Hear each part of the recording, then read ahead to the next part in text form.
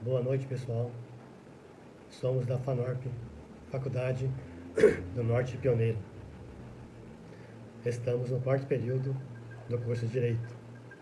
Nosso grupo é formado pelos acadêmicos Gustavo Brunieri Signorini, Calbi Tobias Mendes, David Francisco Leite Júnior. Estamos cumprindo o trabalho escolar do professor Matheus Faeda Pelizari. O nosso tema é o número 9, exibição de documento ou coisa, e a possibilidade do uso de provas emprestadas no processo civil. Nosso tema está no capítulo 12, seção 6 do CPC.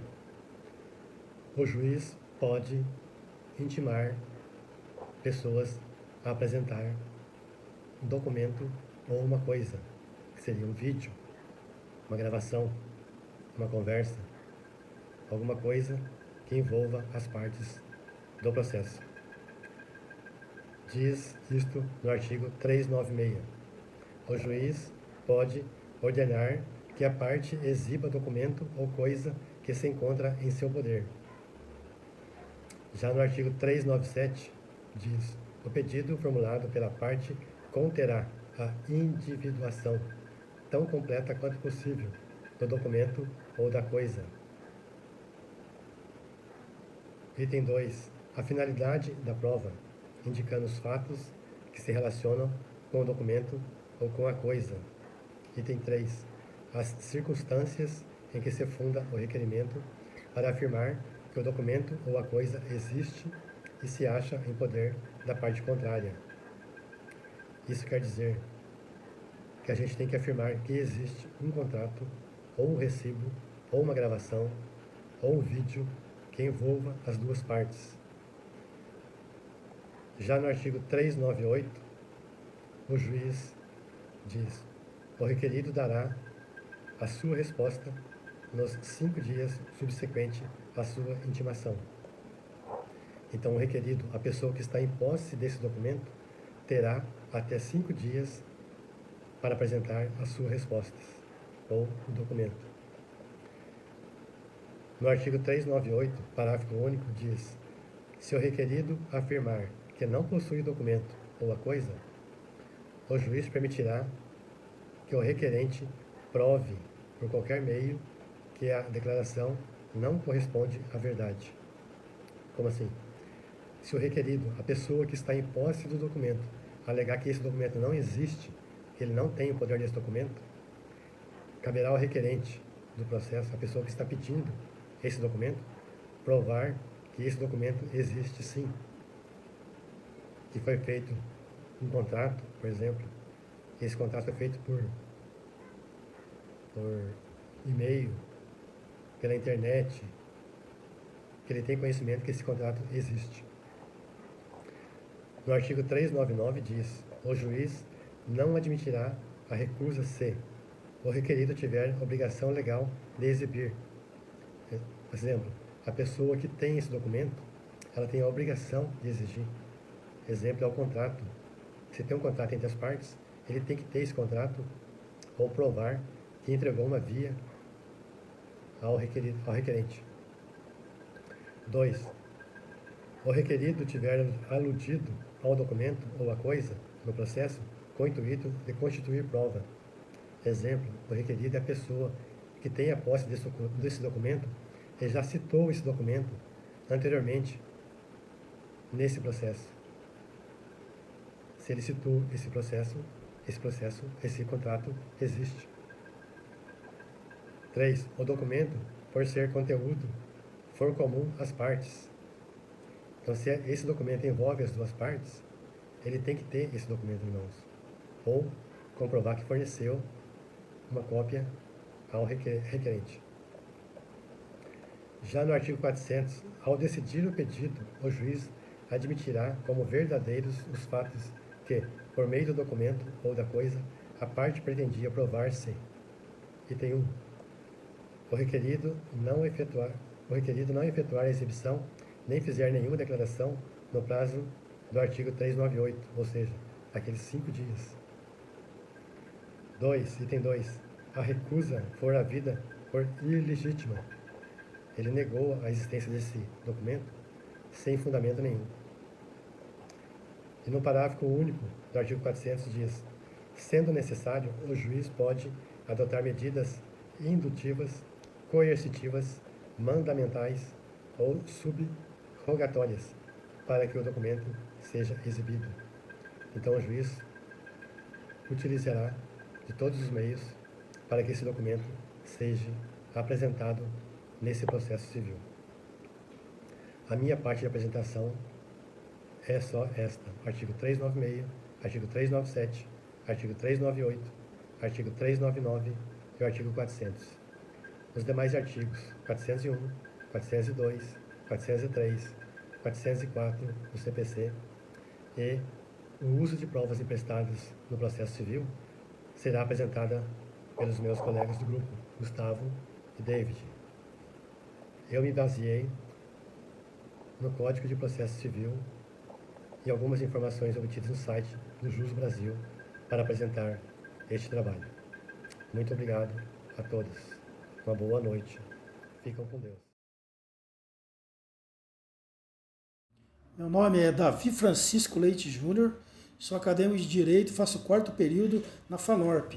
Vou falar um pouco dos artigos 401 ao 404 do Código de Processo Civil, exibição de documentos ou coisa. É possível que se requeira a exibição de documento ou de coisa por um terceiro. Um procedimento é um pouco diferenciado, e é diferenciado justamente porque esse terceiro não faz parte daquela relação jurídica processual ainda. Ele vai passar a integrar aquela relação processual com o pedido de exibição de documento ou de coisa. E também porque não faz sentido eu aplicar ao terceiro as mesmas consequências que é aplicada à parte. Por exemplo, o réu de um determinado processo, ele precisa provar por meio de um documento que está em poder de uma terceira pessoa, que não faz parte daquele processo, precisa provar um determinado fato. Só que essa terceira pessoa se nega a entregar para ele o documento. Ele vai requerer em juízo. Imaginemos que esse terceiro continue se recusando a entregar aquele documento. Faz sentido que aquele fato seja considerado verdadeiro só porque o terceiro não quis apresentar? Não, porque se isso acontecesse, que na verdade sofreria uma consequência negativa, seria o autor. Mas o autor não tem nada a ver com isso, porque o documento está em poder de terceiro. Então o terceiro não sofreria nenhuma reprimenda e o autor seria prejudicado. Por isso é que não se aplica essa mesma consequência prevista no artigo 400, que se aplica à parte, não se aplica ao terceiro. É por isso que nós temos um procedimento pouco diferente. Vamos analisar o procedimento. O requerimento é basicamente da mesma forma como se faz o requerimento da exibição de um documento pela parte contrária. Vou seguir lá a regulamentação do artigo 397, que traz as exigências do requerimento. Agora, o terceiro, como ele não faz parte daquela relação jurídica processual, ele não vai ser intimado para apresentar coisa ou apresentar o documento. Ele vai ser citado. E aí, citado nos termos do artigo 401, quando o documento ou a coisa estiver em poder de terceiro, o juiz ordenará a sua citação para responder no prazo de 15 dias. As razões da recusa nos termos do artigo 404 do CPC. Então, os motivos de recusa também se aplicam aqui, ao terceiro. Ou ele pode simplesmente não falar nada. Recebeu a citação, viu que tinha prazo de 15 dias para se manifestar e não se manifestou. Depois disso, o juiz vai abrir prazo para que o requerente se manifeste. O artigo 402 disciplina que se o terceiro negar a obrigação de exibir ou a posse do documento da coisa, o juiz designará audiência especial, tomando-lhe o depoimento, bem como ambas as partes, e, se necessário, as testemunhas. Em seguida, proferirá a decisão. Aqui a gente percebe uma disposição diferente, porque vai se abrir uma possibilidade de uma instrução processual a respeito desse dever de exibir o documento ou a coisa. Percebe o seguinte: O autor requer, o juiz cita o terceiro, ele tem o prazo de 15 dias para exibir ou se manifestar, apresentando o eventual motivo de recusa.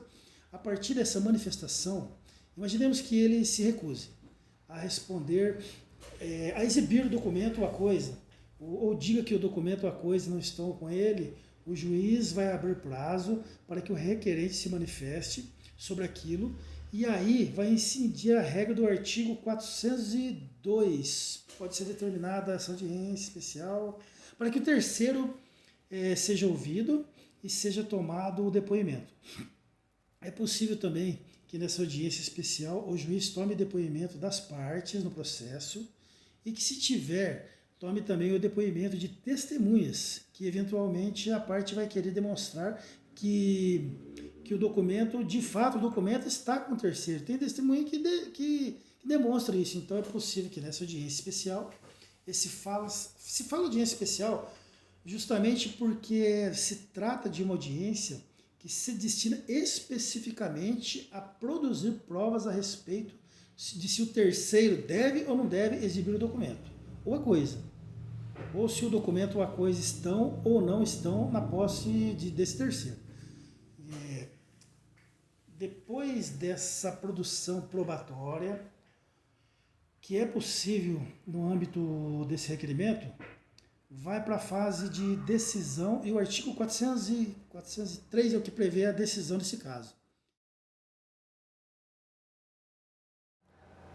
Olá, meu nome é Gustavo e irei falar um pouco sobre o artigo 372 do Código de Processo Civil de 2015. Este artigo ele veio por positivar no nosso direito brasileiro a prova emprestada, que era um mecanismo já possível, já havia aplicabilidade no direito antes desse artigo, antes do Código de Processo Civil de 2015, pois ele já era regulamentado por meio de jurisprudências e doutrinas. Porém, aí o artigo 372 veio por positivar a prova emprestada.